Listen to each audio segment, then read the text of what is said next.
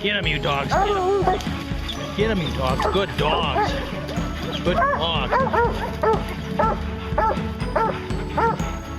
Such good dogs.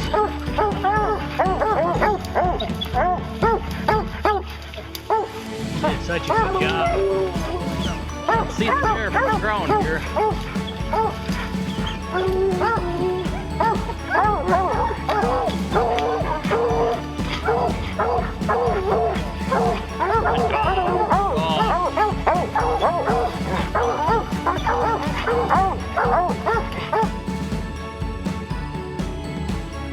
Check the bait. Bear tracks.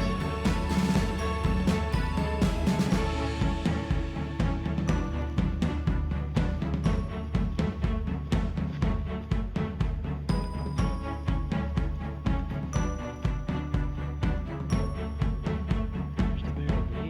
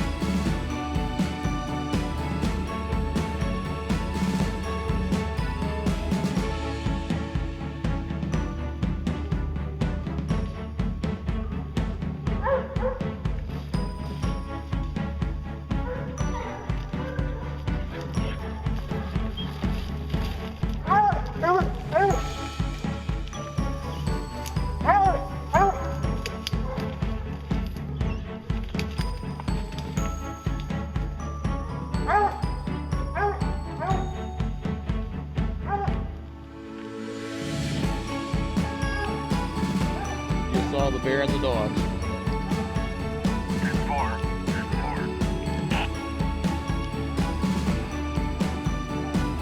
That was pretty cool.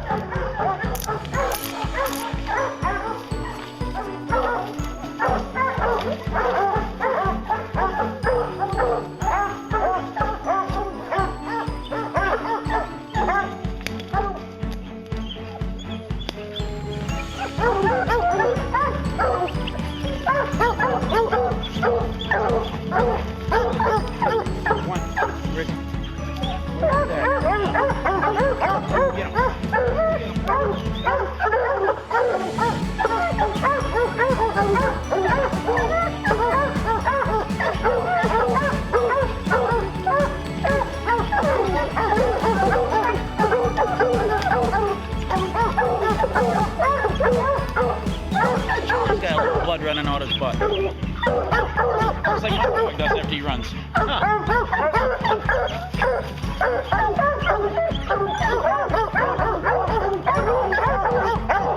Come here, Ziggy.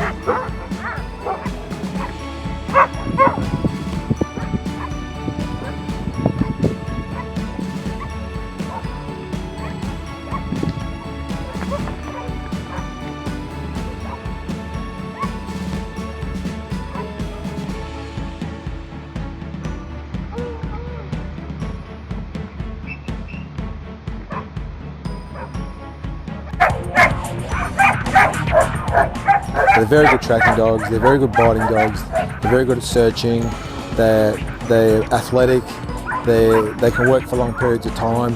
Operationally on the road we have approximately 60 general purpose police dogs and 14 detector dogs. Now 10 of those are drug detection and 4 of those are bomb detection basically.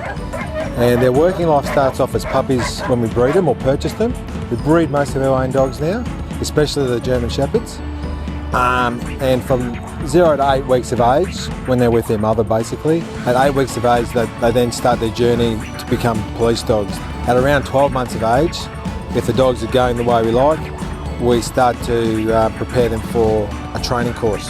The training course starts when the dogs are around 16 to 18 months of age, and usually that period between 12 months and 16 months, they're bonding to a new handler, the handler that will work them on the road.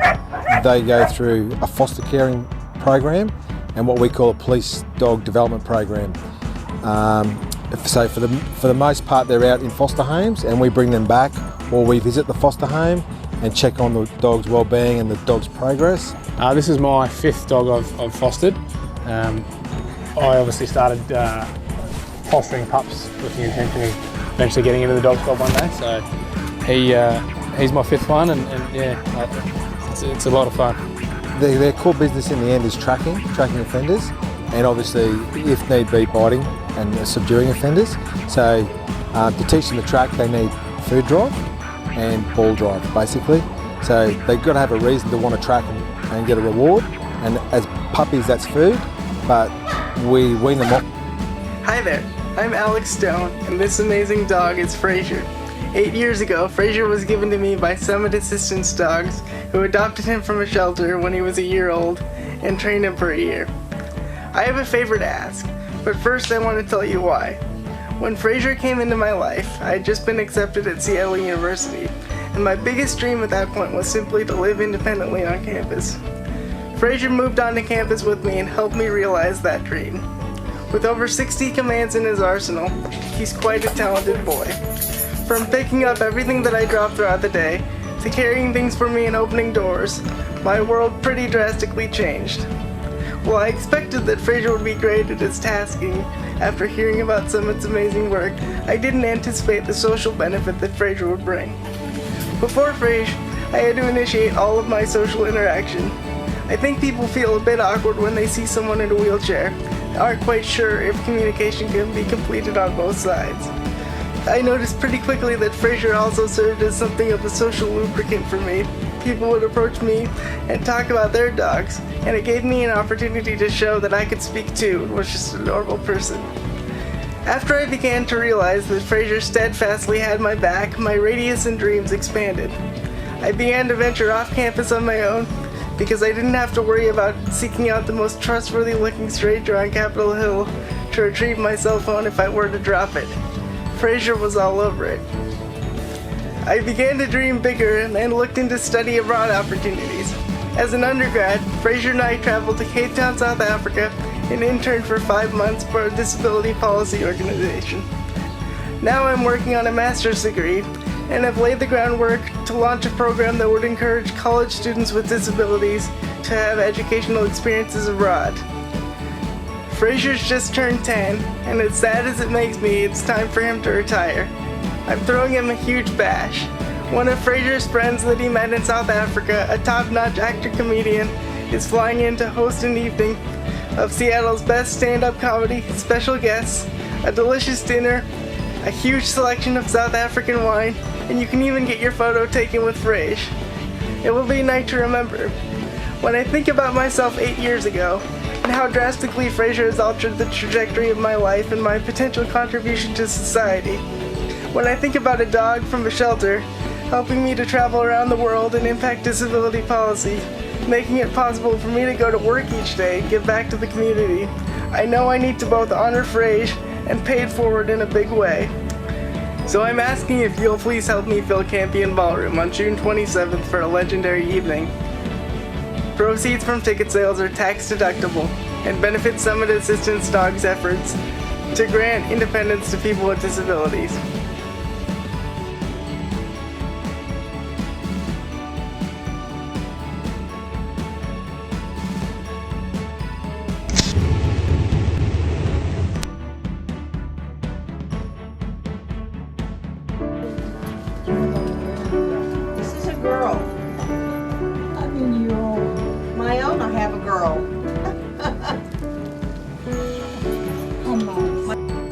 I once heard a quote that a psychologist said, "A dog can do in minutes what it takes them years to accomplish." I like her. I like him. She's a baby. She's your baby. She's a big baby. She's a daughter's baby. Yeah. I make fun.